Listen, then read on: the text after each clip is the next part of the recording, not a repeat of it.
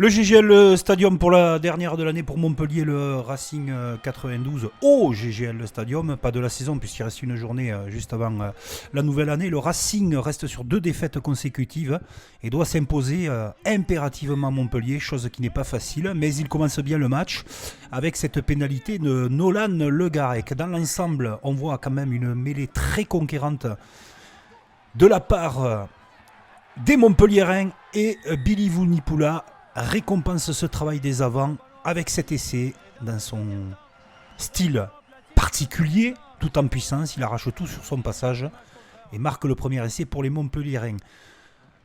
Pendant que Léo Colli, lui, de son côté, convertisse à chaque fois qu'il le peut les pénalités. Nolan Le Garec lui répond et permet au Racing de rester dans la rencontre avec des pénalités bien réalisées techniquement.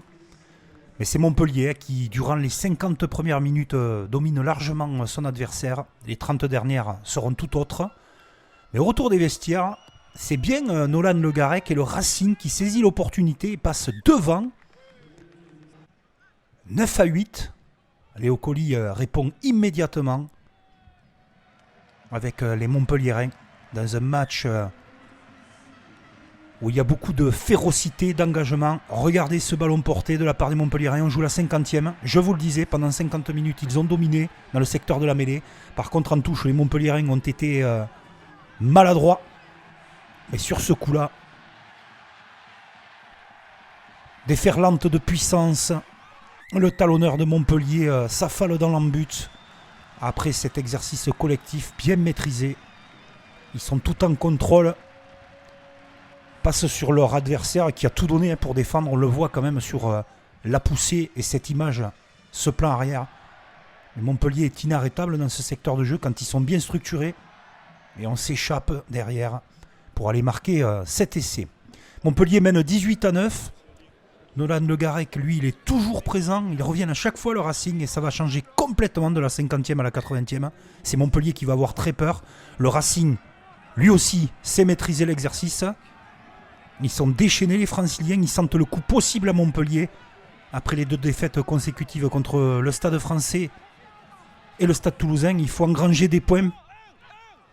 Et vous allez voir que là aussi, Ibrahim Diallo va ramasser le ballon, baisser le casque et tout en puissance marquer pour ramener le Racing 92 dans cette rencontre.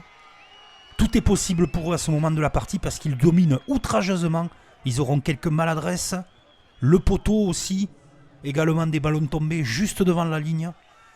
Et ils ne pourront s'en prendre qu'à eux-mêmes, les joueurs franciliens, mais en tout cas, ils mettent beaucoup d'énergie dans cette fin de rencontre et la demi-heure est totalement pour eux, sous les yeux de Dimitri Serzeski et Fred Michalak.